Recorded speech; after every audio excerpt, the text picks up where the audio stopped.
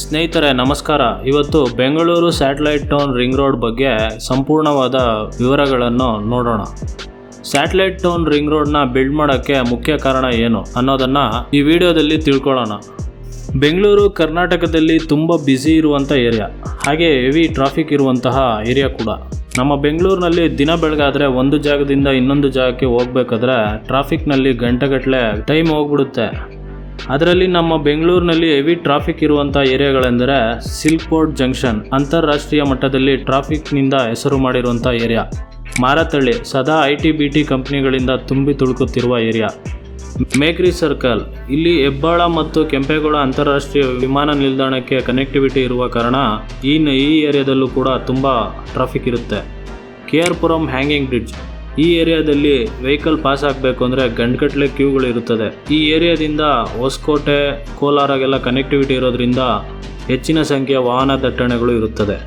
Mysuru road junction, ಈ area ಮಾರ್ಕೆಟ್ಗೆ ಮೈಸೂರಿಗೆ ಕನೆಕ್ಟಿವಿಟಿ ಇರುವುದರಿಂದ ಇಲ್ಲಿ ಕೂಡ ಹೆಚ್ಚಿನ ಮಟ್ಟದಲ್ಲಿ ವಾಹನ ಸಂಚಾರ ದಟ್ಟಣೆ ಇರುತ್ತದೆ. ಈ ಟ್ರಾಫಿಕ್ ಕ್ರಿಯೇಟ್ ಆಗೋಕ್ಕೆ ಮೂಲ ಕಾರಣ ಹೆವಿ ಟ್ರಕ್ಗಳು, ಗೂಡ್ಸ್ ವೆಹಿಕಲ್ಗಳು ಸಿಟಿ ಒಳಗಡೆ ನುಗ್ಗೋದ್ರಿಂದ.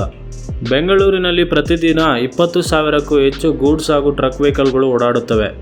ಇಷ್ಟು ವೆಹಿಕಲ್ಗಳು ಸಿಟಿ ಒಳಗಡೆ ಬರಲು ಪ್ರಮುಖ ಕಾರಣ ಪರ್ಯಾಯ ಮಾರ್ಗಗಳು ಇಲ್ಲದಿರುವುದು. ಇದಕ್ಕಾಗಿ ನಮ್ಮ ರಾಜ್ಯ ಸರ್ಕಾರ ಮತ್ತು ಕೇಂದ್ರ ಸರ್ಕಾರ ಒಂದು ಯೋಜನೆ ರೂಪಿಸಿ ಹೆವಿ ವೆಹಿಕಲ್ಗಳು ಸಿಟಿ ಒಳಗಡೆ ಎಂಟರ್ ಆಗದೇ ಇರೋ ರೀತಿ Bengaluru satellite town ring road ಯೋಜನೆಯನ್ನು ಕೈಗೆತ್ತಿಕೊಂಡಿದೆ.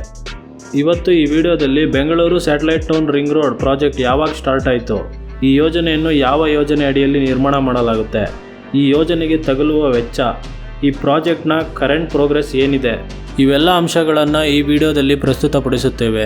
ವಿಡಿಯೋ ತುಂಬ ಇಂಟ್ರೆಸ್ಟಿಂಗ್ ಆಗಿರುತ್ತೆ, ತಪ್ಪದೇ ಪೂರ್ತಿ ವಿಡಿಯೋವನ್ನು ಸ್ಕಿಪ್ ಮಾಡದೆ ನೋಡಿ.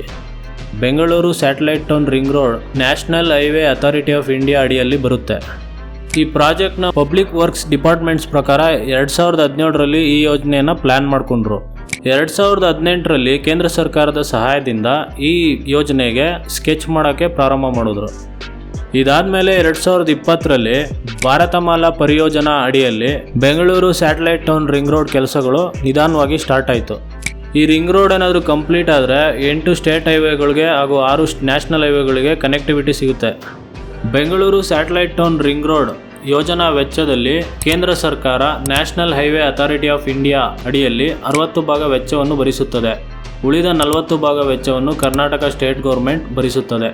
ಈಗಾಗಲೇ ಕರ್ನಾಟಕ ಸರ್ಕಾರ 30% ಭೂಸ್ವಾಧೀನ ಪ್ರಕ್ರಿಯೆಗಾಗಿ 216 ಕೋಟಿಯನ್ನು ಭರಿಸಿದೆ. ಇನ್ನು Bengaluru satellite town ring road ಯೋಜನೆಯ ಸಂಪೂರ್ಣ ವೆಚ್ಚ ಸುಮಾರು 17,000 ಕೋಟಿ ರೂಪಾಯಿ ತಗುಲುತ್ತದೆ. ಕನ್ಸ್ಟ್ರಕ್ಷನ್ ಕಾಸ್ಟ್ಗಾಗಿ 11,000 ಕೋಟಿ ವೆಚ್ಚವಾಗುತ್ತದೆ ಹಾಗೂ ಲ್ಯಾಂಡ್ ಅಕ್ವಿಸಿಷನ್ಗಾಗಿ 6,000 ಕೋಟಿ ವೆಚ್ಚ ತಗುಲುತ್ತದೆ. ಇನ್ನು ಈ ಯೋಜನೆಯ ಮೊದಲ ಹಂತವಾಗಿ ಸುಮಾರು 80 ಕಿಲೋಮೀಟರ್ ಉದ್ದದ ರಸ್ತೆಯನ್ನು ಪ್ರಧಾನಮಂತ್ರಿ ಶ್ರೀ ನರೇಂದ್ರ ಮೋದಿಯವರು ಮಾರ್ಚ್ 11, 2024ರಲ್ಲಿ ಉದ್ಘಾಟನೆ ಮಾಡಿದ್ದಾರೆ. ಇದು ಸಾರ್ವಜನಿಕರಿಗೆ ಓಡಾಡಲು ಮುಕ್ತವಾಗಿದೆ. ಈ ಮಾರ್ಗ ಯಾವುದೆಂದರೆ ದಾಬಸ್ಪೇಟೆಯಿಂದ Hosakote. Bengaluru satellite town ring ರೋಡ್ನ ಸಂಪೂರ್ಣ ಉದ್ದ 280 ಕಿಲೋಮೀಟರ್ಗಳು. ಈ ರಸ್ತೆ 12 ನಗರಗಳ ಮೂಲಕ ಹಾದು ಹೋಗುತ್ತದೆ. ಯಾವ ನಗರಗಳ ಮುಖಾಂತರ ಹಾದು ಹೋಗುತ್ತದೆ ಎಂಬುದನ್ನು ನೋಡೋಣ. ದಾಬಸ್ಪೇಟೆ, ದೊಡ್ಡಬಳ್ಳಾಪುರ, ದೇವನಹಳ್ಳಿ, ಸೂಲಿಬೆಲೆ, ಹೊಸಕೋಟೆ, ಸರ್ಜಾಪುರ, ಅತ್ತಿಬೆಲೆ, ಆನೇಕಲ್, ತಟ್ಟೇಕೆರೆ, ಕನಕಪುರ, ರಾಮನಗರ, ಮಾಗಡಿ. ಇದು ಬೆಂಗಳೂರಿನ ನಗರದ ಸುತ್ತಲೂ ರಿಂಗ್ ಮಾದರಿಯ ರಚನೆಯಲ್ಲಿ ಕಂಡುಬರುತ್ತದೆ ಹಾಗೂ ಬೆಂಗಳೂರಿನ ಸುತ್ತಮುತ್ತಲಿರುವ ಮೇಜರ್ ಇಂಡಸ್ಟ್ರಿಗಳಿಗೆ ಕನೆಕ್ಟಿವಿಟಿ ಕೂಡ ಸಾಧ್ಯವಾಗುತ್ತದೆ. ಇನ್ನು ಈ ಮಾರ್ಗದಿಂದ ಒಂದಷ್ಟು ಹೈವೇಗಳಿಗೂ ಕೂಡ ಕನೆಕ್ಟಿವಿಟಿ ಆಗುತ್ತದೆ. ಅವು ಯಾವುವು ಎಂದರೆ old Tumakuru, Hindupur, Hyderabad, old Madras road, old Malur, old Bagalur, old Hosur, old Salem. ಇನ್ನು ಈ ರಸ್ತೆಯ ತಾಂತ್ರಿಕ ವಿಚಾರಕ್ಕೆ ಬರುವುದಾದರೆ ರೈಟ್ ಆಫ್ ವೇ ಮಾದರಿಯಲ್ಲಿ 9 ಮೀಟರ್ ಅಗಲದಲ್ಲಿ ನಿರ್ಮಾಣ ಮಾಡಲಾಗುತ್ತೆ. ಈ ರೋಡ್ನ ಡಿಸೈನ್ ಸ್ಪೀಡ್ನ 100 ಕಿಲೋಮೀಟರ್ ವೇಗದಲ್ಲಿ ಚಲಿಸುವ ರೀತಿ ಮಾಡಲಾಗಿದೆ.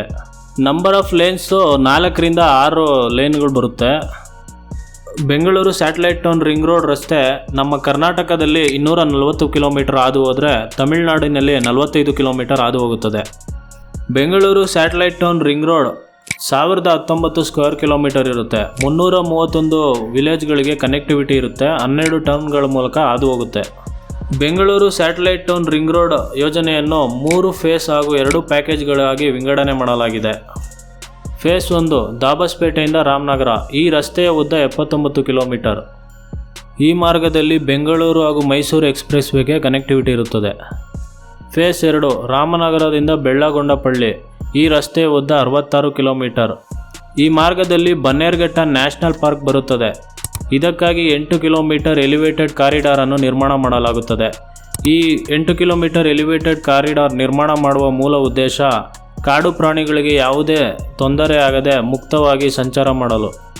ಫೇಸ್ 3 ಬೆಳ್ಳಗೊಂಡಪಳ್ಳಿಯಿಂದ ಹೊಸಕೋಟೆ. ಈ ರಸ್ತೆಯ ಉದ್ದ 56.6 ಕಿಲೋಮೀಟರ್. ಈ ಮಾರ್ಗದಲ್ಲಿ Bengaluru Chennai express way connectivity ಆಗುತ್ತದೆ. ಹೊಸಕೋಟೆ ಹಾಗೂ ದಾಬಸ್ಪೇಟೆ 80 ಕಿಲೋಮೀಟರ್. ಇದನ್ನು ಪ್ಯಾಕೇಜ್ 1 ಮತ್ತು 2ರಲ್ಲಿ ವಿಂಗಡಣೆ ಮಾಡಲಾಗಿದೆ. Bengaluru satellite town ring road ನಗರದ ಟ್ರಾಫಿಕ್ ಸಮಸ್ಯೆಗಳಿಗೆ ಹೆಲ್ಪ್ ಆಗೋದಲ್ಲದೆ ಬೆಂಗಳೂರು ಸುತ್ತಮುತ್ತಲಿರುವ ಎಕ್ಸ್ಪ್ರೆಸ್ ವೇಗಳಿಗೂ ಕೂಡ ಕನೆಕ್ಟಿವಿಟಿ ಇರುತ್ತೆ. ಬೆಂಗಳೂರು ಚೆನ್ನೈ ಎಕ್ಸ್ಪ್ರೆಸ್ ವೇ ಇನ್ನೇನು ಕೆಲವೇ ದಿನಗಳಲ್ಲಿ ಸಂಚಾರಕ್ಕೆ ಮುಕ್ತವಾಗಲಿದೆ. ಬೆಂಗಳೂರು ಮೈಸೂರು ಎಕ್ಸ್ಪ್ರೆಸ್ ವೇ ಅದಾಗಲೇ ಸಂಚಾರಕ್ಕೆ ಮುಕ್ತವಾಗಿದೆ. ಮುಂದಿನ ದಿನಗಳಲ್ಲಿ ಬೆಂಗಳೂರು ಪುಣೆ ಎಕ್ಸ್ಪ್ರೆಸ್ ವೇಗೂ ಕೂಡ ಕನೆಕ್ಟಿವಿಟಿ ಆಗುತ್ತದೆ. ಬೆಂಗಳೂರು ಸ್ಯಾಟಲೈಟ್ ಟೌನ್ ರಿಂಗ್ ರೋಡ್ನ ಪ್ರಸ್ತುತ ಕಾಮಗಾರಿಯನ್ನು ನೋಡೋದಾದರೆ ಫೇಸ್ 1 ಮತ್ತು 2 ಟೆಂಡರ್ ಕರೆದಿದ್ದಾರೆ. ಫೇಸ್ 3 ಅಂಡರ್ ಕನ್ಸ್ಟ್ರಕ್ಷನಲ್ಲಿದೆ. ಫೇಸ್ 3ನ 2 ಪ್ಯಾಕೇಜ್ಗಳಾಗಿ ವಿಂಗಡಣೆ ಮಾಡಲಾಗಿದೆ. ಪ್ಯಾಕೇಜ್ 1ನ ವಿವರ ನೋಡೋದಾದರೆ ಬೆಳ್ಳಗೊಂಡಪಳ್ಳಿಯಿಂದ ಕರ್ನಾಟಕ ತಮಿಳುನಾಡು ಬಾರ್ಡರ್ಗೆ ಕನೆಕ್ಟಿವಿಟಿ ಆಗುತ್ತದೆ. ಈ ರಸ್ತೆಯ ಉದ್ದ 35.7 ಕಿಲೋಮೀಟರ್. ಮೊಂಟೆ ಕಾರ್ಲೋ ಕಂಪನಿ ಈ ಕಾಂಟ್ರಾಕ್ಟನ್ನು ವಹಿಸಿಕೊಂಡಿದೆ. ಪ್ಯಾಕೇಜ್ 2 ಕರ್ನಾಟಕ ತಮಿಳುನಾಡು ಬಾರ್ಡರಿಂದ ಹೊಸಕೋಟೆ. ಈ ರಸ್ತೆಯ ಉದ್ದ 21 kilometre. SP infrastructure developer private limited ಹಾಗೂ ಸ್ಕೈಲಾರ್ಕ್ ಇನ್ಫ್ರಾ ಇಂಜಿನಿಯರಿಂಗ್ ಪ್ರೈವೇಟ್ ಲಿಮಿಟೆಡ್ ಈ ಕಾಂಟ್ರಾಕ್ಟನ್ನು ವಹಿಸಿಕೊಂಡಿದೆ. ಇನ್ನು ದಾಬಸ್ಪೇಟೆ ಹೊಸಕೋಟೆ ಮಾರ್ಗದ ಬಗ್ಗೆ ಹೇಳೋದಾದರೆ ಈ ರಸ್ತೆಯ ಉದ್ದ 80 ಕಿಲೋಮೀಟರ್.